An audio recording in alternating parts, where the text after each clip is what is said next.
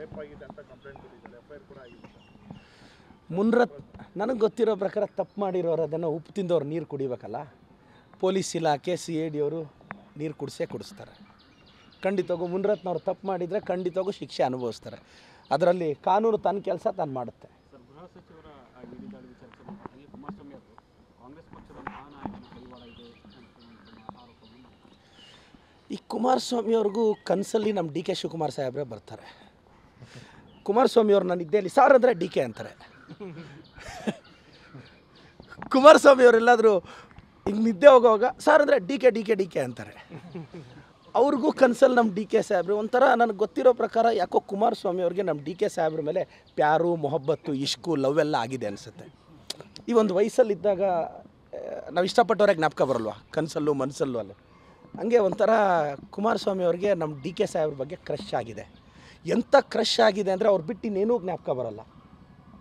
ಅಲ್ಲರಿ ಯಾವುದನ್ನು ಲಿಂಕ್ ಮಾಡ್ತಿದ್ದಾರೆ? IT ED ಇರೋದು ಅವ್ರ ಕೈಯಲ್ಲಿ. IT EDನ ಕಳಿಸಿರೋದೇ ಕುಮಾರಸ್ವಾಮಿಯವರು. ಕುಮಾರಸ್ವಾಮಿಯವರು ಡೆಲ್ಲಿಗೆ ಹೋದರೆ ಅವ್ರು ಏನೂ ಅಭಿವೃದ್ಧಿ ಬಗ್ಗೆ ಯೋಚನೆ ಮಾಡಲ್ಲ. ಅವ್ರನ್ನ ಯಾರ್ಯಾರು ಬೈತಾರೋ ವಿಡಿಯೋ ಲಿಂಕ್ ತಗೊಳ್ಳೋದು, ಬುಕ್ ಮಾಡು ಇವ್ರನ್ನ. ಕುಮಾರಸ್ವಾಮಿ ಅವ್ರ ನೇಚರ್ ನನಗೆ ಗೊತ್ತು. ಈ ಕುಮಾರಸ್ವಾಮಿ ಅವ್ರು ಯಾರ್ಯಾರನ್ನ ಬೈತಾರೋ ಎಲ್ಲ ಯೂಟ್ಯೂಬ್ ಲಿಂಕ್ ನೋಡಿ ಹಾಕು ED ಆಫೀಸರ್ಸ್ಗೆ. ಇವ್ರಿಗೆ ಹೆಂಗೆ ಕೆಲಸ ಕೊಡ್ಬೋದು, ಹೆಂಗೆ ಕಾಟ ಕೊಡ್ಬೋದು, ಇದೆ. ಇನ್ನೇನು ಅವ್ರು ಬೇರೆ ಯೋಚನೆ ಮಾಡಲ್ಲ. ನಮ್ಮ DK ಸಾಹೇಬ್ರ ಬಗ್ಗೆ ಕುಮಾರಸ್ವಾಮಿ ಸರ್, ಪ್ರಧಾನಿ ಮಗ, ನೀವು ಮುಖ್ಯಮಂತ್ರಿ ಆಗಿದ್ದೀರಾ, ಒಪ್ಕೊತೀವಿ. ಆದರೆ ರೈತನ ಮಗ ಉಪಮುಖ್ಯಮಂತ್ರಿ ಆದಷ್ಟು ನಿಮ್ಮಷ್ಟು ಜರ್ನಿ ಈಸಿ ಇರಲಿಲ್ಲ. ಸಹಿಸ್ಕೋಬೇಕಲ್ಲ ಸರ್. ನೀವು ಬೇರೆಯವ್ರನ್ನೂ ಸಹಿಸಲ್ಲ, ನಿಮ್ಮ ಸಮುದಾಯದವ್ರನ್ನೂ ಸಹಿಸಲ್ಲ ಅಂದರೆ ಹೆಂಗೆ ಸರ್?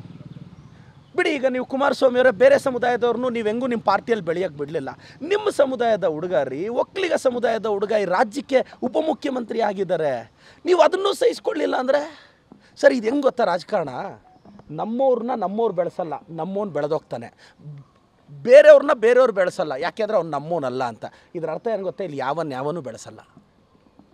ಈಗ ಕುಮಾರಸ್ವಾಮಿ ಅವ್ರಿಗೆ ಇವತ್ತು ಒಕ್ಕಲಿಗರ ಪರಮೋಚ್ಚ ಲೀಡರ್ಶಿಪ್ ಒಂದು ಕಾಲದಲ್ಲಿ ಅವ್ರಿಗಿತ್ತಲ್ಲ. ಇವತ್ತು ಯಾರೋ ಒಬ್ರು ಸ್ಟೇಟ್ನ ಸಮರ್ಥವಾಗಿ ನಿಭಾಯಿಸ್ತಾ ಇದ್ದಾರಲ್ಲ, ಹೊಟ್ಟೆ ಕಿಚ್ಚುಪಟ್ಕೊಂಡ್ರೆ ಹೆಂಗೆ? ಇಲ್ಲ, DK ಸಾಹೇಬ್ರ ಪಾಡ್ಗೆ ಅವ್ರನ್ನ ಬಿಡಿ ಕುಮಾರಸ್ವಾಮಿ ಸರ್. ಹಾಂ.